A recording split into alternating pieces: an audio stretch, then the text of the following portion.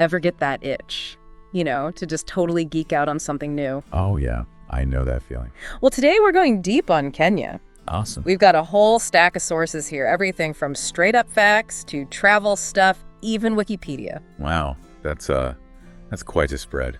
It is, but that's how we're going to get to what really makes Kenya so fascinating. Its history, the culture, the nature, the whole package. Yeah, I'm excited to dig in. All right, so one thing that jumped out right away, Kenya, like way, way back, as a home for humans, our pasted text source mentions 3.3 million-year-old tools.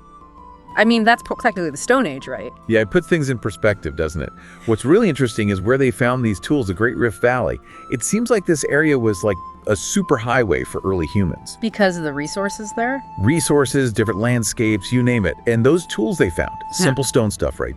It shows us just how much our ancestors had to adapt, had to be clever just to survive. Makes you appreciate a good multi-tool. Okay, but fast forward a few million years, and we've got something else that's totally mind-blowing.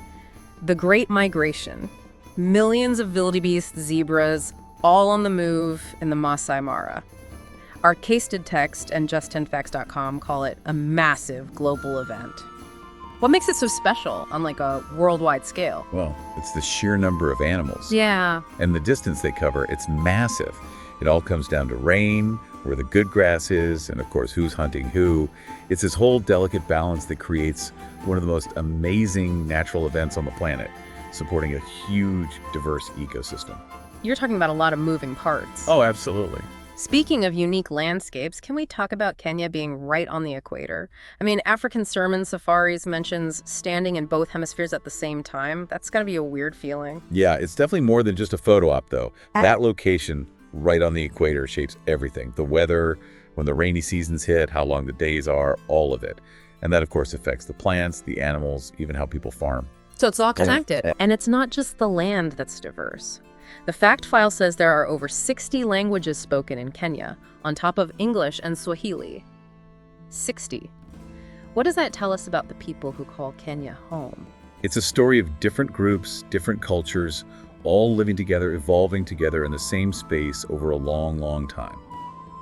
Each language has its own history, its own knowledge, its own way of seeing the world. It adds up to something really vibrant and complex. It shows you how deep those historical roots go.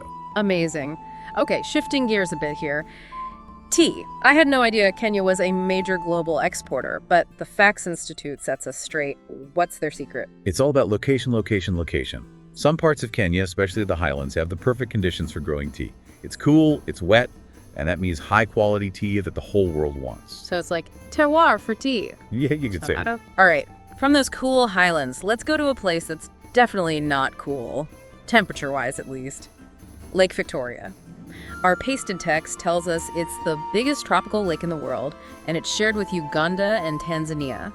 That's a lot of lake. It's not just about size, though. Lake Victoria provides fresh water, supports all kinds of fish, and it's crucial for the livelihoods of millions of people across East Africa. It's like a lifeline for the whole region. Absolutely. All right, and we can't talk about Kenya without mentioning their incredible runners. African Adventures highlights how they dominate long-distance running. They're practically superhuman. What's the secret to their success? You know, it's really a mix of things. It's partly culture, encouraging running from a young age. It's about intense training, often at high altitudes, which gives them a boost. And it's about the strong sense of community, with experienced runners guiding the next generation. All these pieces push those athletes to be the best. It's inspiring to see. Now, back to culture. We have to talk about the Maasai people. Wikipedia and our pasted text both mention their unique customs and how they live alongside wildlife. It's incredible. What makes their culture so significant? Their traditions are a perfect example of how humans can live in harmony with nature. They're herders with a unique social structure, and they're deeply connected to their land and all the animals that live there. There's a lot we can learn from them about living sustainably. A lot to learn for sure. Here's something that really surprised me. The fact file says Nairobi has the only UN headquarters in Africa, the Yunnan. That says a lot about Kenya's place on the world stage. It really does. Hosting a major UN hub shows how important Kenya is to global diplomacy. It shows how dedicated they are to working together with other countries across Africa. A real leader. And of course, we can't forget about all those amazing national parks.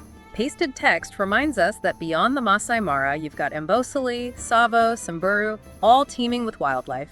The Big Five, and so much more. It's a wildlife lover's dream. It is. Kenya has such a variety of ecosystems, from wide-open savannas to dense forests to even deserts. That's why it's so important for conservation. There's so much biodiversity to protect. So we've got a country with roots going back to the dawn of humanity, stunning natural events, a location that's one of a kind, cultures and languages galore, and global influence in everything from tea to diplomacy, plus world-class athletes and wildlife you won't find anywhere else. Kenya's got it all. It really is where ancient history, rich culture, and incredible nature all come together. This deep dive into Kenya has been amazing. To think, from those early tools to hosting the UN, Kenya has come so far. It makes you wonder, what does Kenya's story tell us about the long history of humanity in Africa and its impact on the world? Something to think about. Yeah, a lot to think about. That's all for our deep dive today. Thanks for having me. Until next time. See you then.